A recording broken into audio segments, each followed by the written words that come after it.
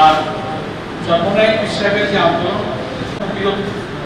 কিছুটা বিষয়ে সামান্য দূরত্ব ছিল, সেই দূরত্বটা আগের চেয়ে যথেষ্ট কমে আসে।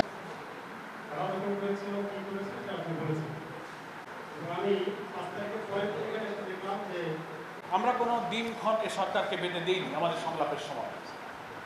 আমরা এটা বলেছি যে একটা ফ্রি ফেয়ার, একটা ক্রেডিবল, একটা পার্টিসিপেটরি, একটা নিউট্রাল ইলেকশনের জন্য দেশের আইন শৃঙ্খলা পরিস্থিতি, সংবিধানের কিছু সংস্কার, ইলেকশন কমিশনের সংস্কার, জনপ্রশাসনের কিছু সংস্কার এনে স্টেবল করতে যতটুকু সময় আপনার লাগে আপনি ততটুকু সময় নেবেন।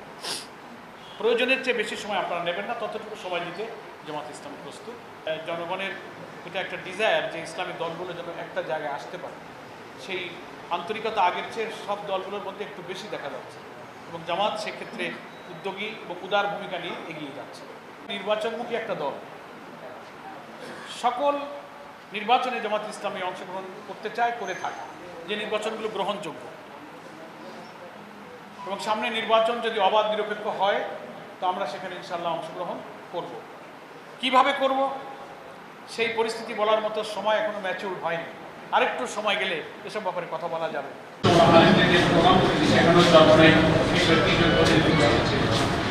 আর আমাদের নানান কৌশল পলিসিগত একটু ডিফারেন্স থাকে,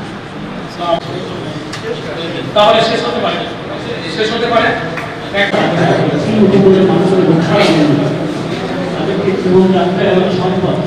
এক্সিকিউটিভ অর্ডারে এটাকে নিষিদ্ধ করা হয়েছে। সন্ত্রাস দমন আইনের একটা ধারায় তারা এটা নিষিদ্ধ করেছে। ওর আর একটা সেকেন্ড ক্লজ আছে, সেই ধারায় এই বিধান আছে যে সরকার ইচ্ছা করলে সেই ধারায় আর একটা প্রজ্ঞাপন জারি করে এই আদেশটাকে উজ্জ্বল করতে পারে।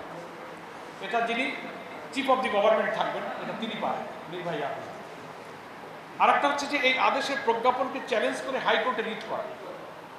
এই আদেশটা যে সরকার দিয়ে আমাদের নিষিদ্ধ করলো, সে সরকার নিজেই তো অবৈধ ছিল, ফলে একটা অবৈধ সরকারের আদেশও অবৈধ।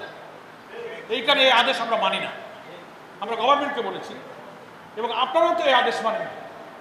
বর্তমান প্রফেসর ডক্টর ইউনূস সাহেবও কিন্তু এই নিষিদ্ধ করলো যে আইনে, ওনারা সে আদেশ মানেন। তার প্রমাণ আদেশের 4 দিন পরেই দেশের আর্মি চিফ, দেশের প্রেসিডেন্ট, চিফ অ্যাডভাইজার জামাত ইসলামীকে দাওয়াত দিয়েছে সংলাপের জন্য 5ই আগস্ট। তো এটা প্রমাণ করে যে আইনের কাগজপত্রে ওনারা যাই করার চেষ্টা করুক, দেশের রাজনীতির পারসেপশনে নৈতিক দিক থেকে জামাত ইসলামী একটি স্বীকৃত বৈধ সংগঠন। আমরা অবৈধ সরকারের অবৈধ ঘোষণা মনে করি, এটা আমরা মানি না। সরকারের কাছে আমরা এই দাবি করে রেখে আসছি। আমরা হতাশ নই, আমরা আশাবাদী যে আমরা হয়তো আমাদের এই অধিকার ফিরে পাব।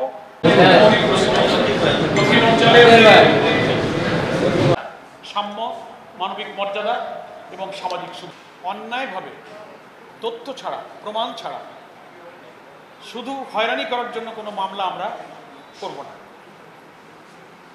আমরা সকল শাখাকে বলেছি যেসব ঘটনার ব্যাপারে তথ্য প্রমাণ সত্যতা আছে, যারা আমাদের উপরে জুলুম করেছে, আমাদের খুন করেছে, ঘর বাড়ি ভেঙেছে, তাদের নাম উল্লেখ করে মামলা করা যাবে। কিন্তু আমার রাগ ক্ষোভ ঝাড়ার জন্য উনি আমার দলের না, বিরোধী সুযোগ পেয়েছি পুলিশ বা ব্যক্তি, আমাদের আমি সে ব্যাপারে খুবই কঠোর করেছেন, কোনো মামলা যেন অসত্য না হয়।